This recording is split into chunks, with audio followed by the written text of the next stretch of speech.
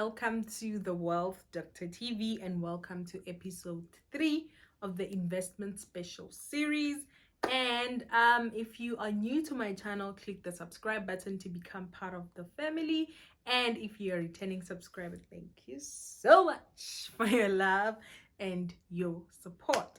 So like I've mentioned, today is episode 3 of the investment series, which is going to be a 10 plus or minus 10 week long series where I post videos every Monday and Thursday educating you about investment. So if you missed the 2 other episodes of this series, I'll post them somewhere down below so that you can go watch, because they're building on top of each other and you need to go back and understand the concepts from the beginning before you can watch this video. So anywho, let's get right into today's video. So today I'll be discussing a very budget-friendly way for students and beginners to invest in shares or to invest in general.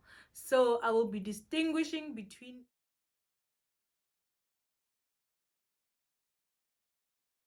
ETFs or exchange traded funds and unit trust. So these things are almost similar to each other in a sense of it is sort of like a basket with different types of securities inside. So they are both baskets with different types of securities inside, but in as much as they are almost similar, they have some differences, and it's important for you to understand the differences between these two before you can choose which one you want to buy. And the reason why I'm saying these are a beginner friendly way to invest is because reason number 1, they are a collection of the different types of securities. So as a beginner, it might be difficult for you to decide which stocks to invest in, especially if you do not have experience or you are not a professional. You wouldn't know which shares to pick from the stock market, because there are so many shares to pick from. And when you start with ETFs and when you start with unit trust, it makes life easier for you because you already have a collection of different types of shares in one basket, or one basket. Let's call it a basket. You already have a collection of shares in one basket, so it's beginner friendly in that sense. And the second point is individual shares can be expensive to buy. Some individual shares can be like 1,000 rand, some are like 500 and something rands. And obviously for students and people who are newly employed, or you are still a beginner in investing, you cannot afford to just take so much money and put it in one stock.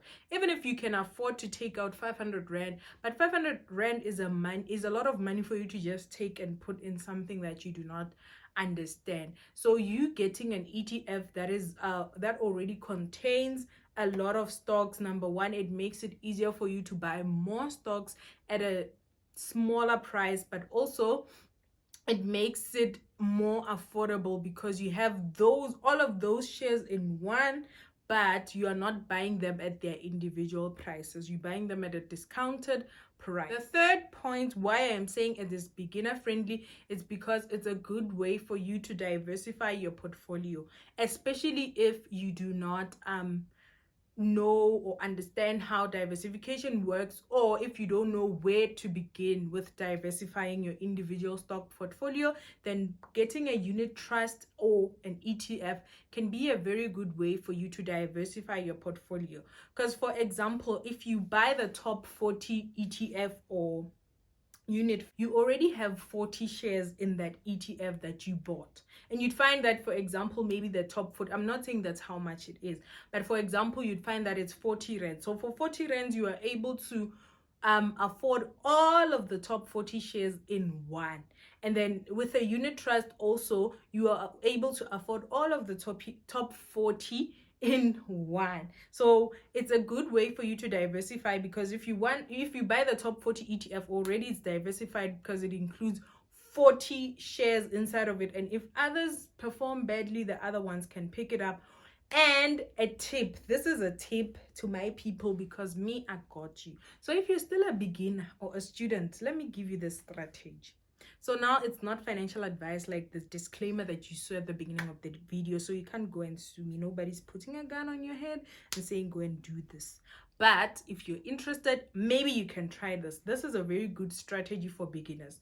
So you can buy an S&P 500 ETF, of which the S&P 500 is the 500 most top performing shares in the USA. So you buy the S&P 500, you buy the top 40, you buy a bond ETF, and you buy a property ETF. So you having these four, you already have 500 shares that are offshore. Offshore is your foreign shares or stocks, is stocks that do not belong into your domestic country. So if they're USA, they're offshore. So you already have 500 shares, 500 different companies. It's already diversified because it's 500 shares. You have your top 40. It's already diversified as well, and you have international and domestic. So this is 540 shares. And then you buy a property one. Let's say maybe in the property one, there's like 8. You have 548 thingies. And then let's say maybe in the bonds one, there's 2. So you have 550. Yes, 550 different types of securities in your portfolio just by you acquiring ETFs or a unit trust. So if you are interested in trying that, maybe you're a beginner, you don't know where to start, I just gave you a strategy. So this is not financial advice, please. And also, I'm not going to tell you which company to do it with. That's up to you to do your own research and see which company you are comfortable with. Because if I tell you that go and buy S&PF at Evolve, then it would be me giving financial advice, and unfortunately I cannot do that. Okay, so but then I gave you a strategy, man. I just plugged you. So another similarity between your exchange traded funds and your unit trust is that they both pay dividends. So it's a good way for you to still earn dividends. You still earn dividends even if you don't buy the shares individually. And the last similarities between ETFs and unit trust is that they can both be tax-free.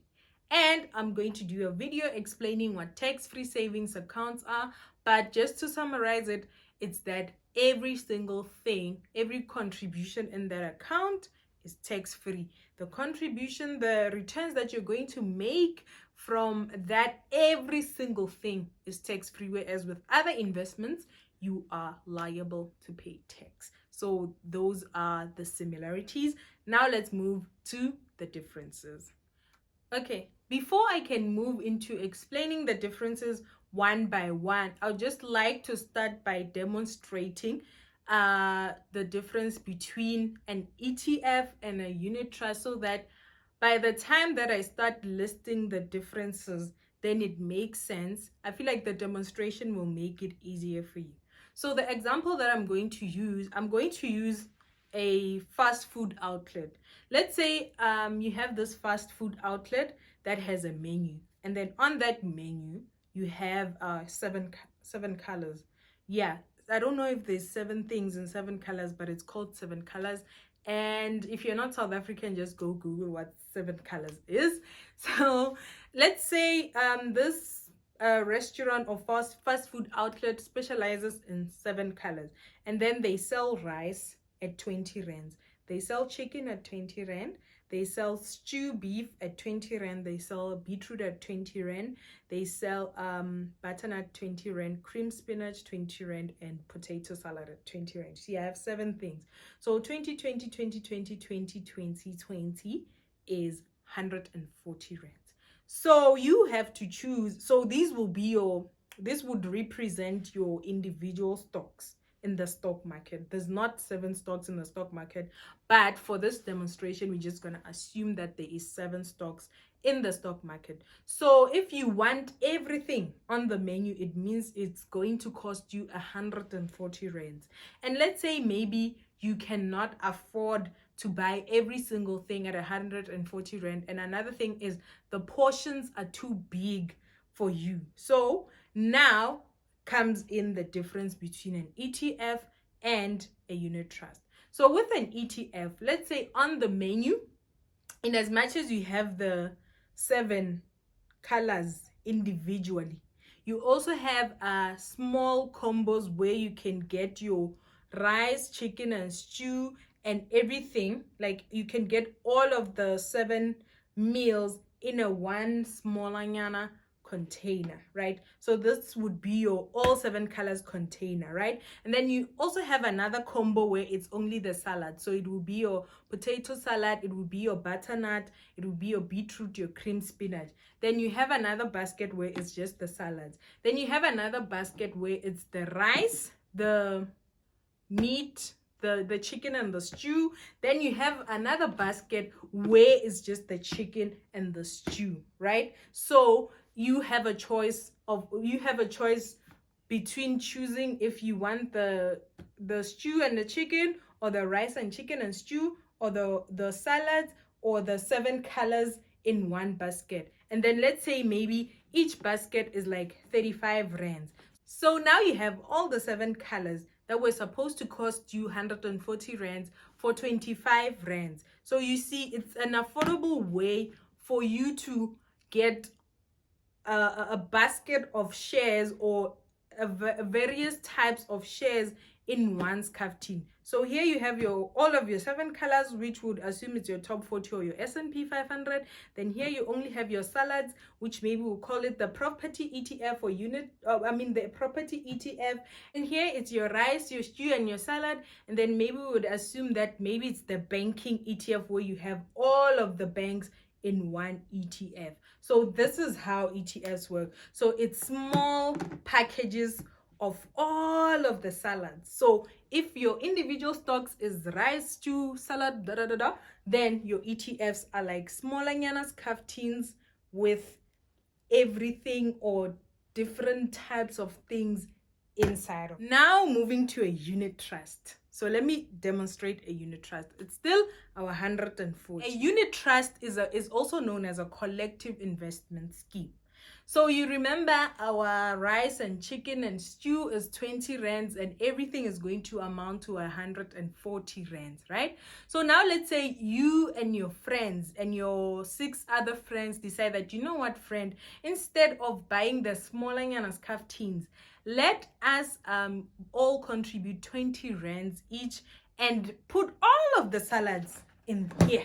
So here you have the rice, you have the stew beef, you have the chicken, you have the spinach, you have the everything all in one. And it does not only belong to you, but it belongs to you and your 6 other friends. Whereas with an ETF, the small scarftin is yours and yours alone. But here all of you guys contribute and put money into buying all the salads that will be needed in this bigger scarftin. Maybe this is exaggerating it a bit. Maybe this scarftin is too big, but I hope you get the concept. So pretty much, sorry about that. So pretty much, that is an ETF and a unit trust. So when you're thinking of your ETF and your unit trust, just think of my spaza shop example, that they all include the 7 colors, but with the unit trust, we are all contributing the 20 rand, and it's not yours alone, but it belongs to you and all the other members that contributed towards that unit trust. And then with an ETF, you get to get your smaller scarftin, and if someone buys something that's similar to yours, they also get their own scarftin. You don't have to share with anyone. Whereas with a unit trust, you are sharing. So now let's get to the investment language, or the investment differentiation of it. This was the simplified differentiation. Now we're moving to the book or the textbook differentiation. So now the first difference between your ETF and your unit trust is that with your ETF, you buy it from a stockbroker, and then with a unit trust, you buy it from an asset manager. And your stockbroker is pretty much someone's gonna go buy shares for you in the stock market. So yeah, that's the first difference. The second difference is that your ETF is listed in the stock market and it can be bought as a share, and then your unit trust is not listed on a stock market and it cannot be bought as a share. It's a collective investment scheme. So it's people putting money together to go and buy this big scarftin with different things inside. So just to clarify point number 2, With ETFs, it's the food that's also in the restaurant menu. Remember I told you about the 7 colors, and you have your smaller scarftins that are on the restaurant menu, but with which the restaurant menu is the stock market. And with a unit trust, it is not on the restaurant menu or on the stock market, but it's just buying all the different shares and putting them in one big scarftin and sharing them together. The third difference between an ETF and a unit trust is that an ETF does not have any minimum amount requirement. So you can invest in an ETF from as little as R1 or even less, depending on how much the ETF is and where you are buying it. On Easy Equities, you can buy things for as much as you want. So even if something is 10 rands and you have 5 rands, you can buy it for 5 rands. Then you get a portion of that. Let's say maybe one share of a particular ETF of the top 40 ETF is 10 rands, and you don't have 10 rands, you have 5 rands, or maybe you have 15 rands. Then it means you're going to get 1.5 share instead of 2 shares or instead of 1 share. So even if you have less than 1 rand, you can still buy, because you can buy a portion of a share on the Easy Equities platform. I'm not sure about other stockbrokers, but with Easy Equities, you are able to do that. Whereas with a unit trust, you have a minimum required amount. With most unit trusts, the minimum amount, if it's going to be recurring, so it recurring is you contributing into it monthly, the minimum is usually, not all of them, but most of them, the minimum is usually around 500 rands. And then if you want to do it once off, it's normally around 10,000 rand. So if you want to contribute every single month, then you would do 500 rands or more, but not less than that. Then if you just want to do it once off, you just want to put the money once off and forget, then you would have to contribute 10,000 rands or more. So that are the difference between that. So with an ETF, you can contribute as little as 1 rand or even less, and then with the other ones, you have a minimum requirement that you need to meet, and it depends on the asset manager that you are buying it from. But most of them, if it's recurring, is 500 rands, and then if it's once off, it's 10,000. The other difference between the two is that with an ETF, since it is sold on a stock market and it operates like a share, you know that share prices change every second and every minute, and they always moving up and down. So with an ETF, the price changes throughout the day like a share price would. And then with a unit trust, the price only changes once a day depending on the market value of the assets inside that big scarftin. Scarftin is a lunchbox. For those who don't know what a scarftin is, that's how we refer to lunchboxes in South Africa. So if you're an international subscriber, at least you're learning the South African. The difference between an ETF and a unit trust is that an ETF is best suited for long-term investments because it trades on the stock market, and we know that things that are on the stock market are very volatile. So being volatile means the price moves up and down frequently. So those types of assets are best suited for your long-term investments. And then with a unit trust, it can be long-term, it can be medium-term, and it can be short-term, depending on the securities that are inside of the unit trust. So normally with ETFs, you only have shares. You have shares in the smalling and a scarftin, and then with unit trusts, you can have a share unit trust, you can have an equity or share unit trust, or you can have a balanced one where they've mixed shares and bonds and money market instrument, or you can have a money market instrument unit trust, or you can have a property only unit trust, or you can have a did I say money market unit trust, or you can have a bond unit trust, or you can have a combination of all of them. Whereas with an ETF, it's only things that are traded on the stock market, and then sometimes it can track a bond index, but in as much as it's tracking a bond index, it's still behaving like a share, so it's more suited for a long term. And then with a unit trust, is yonkinto depending on your goal. So if you want a money market unit trust, you'd buy a money market unit trust. If you want a balanced one, balanced, etc. Okay, the other difference between an ETF and a unit trust is that an ETF is passively managed and a unit trust is actively managed. And the other difference between an ETF and a unit trust is that an ETF has lower fees and a unit trust has higher fees. And this is the reason. Because a ETF is passively managed, it results in lower fees than a unit trust, which is actively managed. For example, I'm going to use an example of you and your baby. Let's say you have a baby and you don't have a babysitter. So obviously the fees or the money that you're going to spend on the child is probably just going to be food and clothes. And then when you have a babysitter, to someone who is taking care of your baby, who is your investments, you need to compensate that person for taking care of your baby and making sure that your baby is not in danger, you don't lose your baby doesn't get lost, or your baby doesn't get injured. Those types of things. So a unit trust is expensive because it has a team of people always managing it and looking at its performance and seeing how it's doing and trying to minimize risk, whereas your ETF doesn't have anyone, it's just chilling there on its own and tracking an index, and that's pretty much it. So yeah, we have reached almost the end of the video, and let's just reflect on today's video. So we have a unit trust and an ETF, and they're all baskets that include different types of shares, or they are all meals that include different types of salads and meat.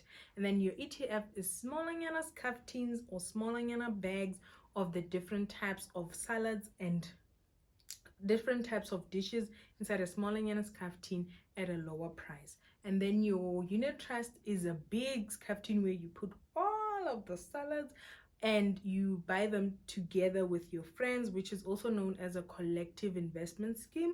And the similarity between these is that they are both tax-free and they both pay dividends, and they are beginner and student friendly because they already have a variety inside of them. So it's good if you are not yet experienced with investments and shares and other securities, and you get to pay less for more things, or you get to pay less for a variety of things in your portfolio. And another thing is diversification. It reduces the amount of risk, especially if you are not a professional and you don't understand how to diversify, or you don't know where to diversify. They are a different way, as you can buy different types of ETFs or different types of unit trust, and already one ETF is already diversified. So if you have different types, your portfolio is already diversified automatically. And then they have differences. Always the differences is that an ETF is traded on a stock market. Your unit trust is not traded on a stock market. It's sold by an asset manager. The other one is passively managed, the other one is actively managed, and the other one has lower fees, the other one has higher fees, and the other one is more long-term or riskier, and the other one can be risky, medium risk, and low risk. So I really hope that you enjoyed today's video, and until I see you on episode 4, it's a wrap, and I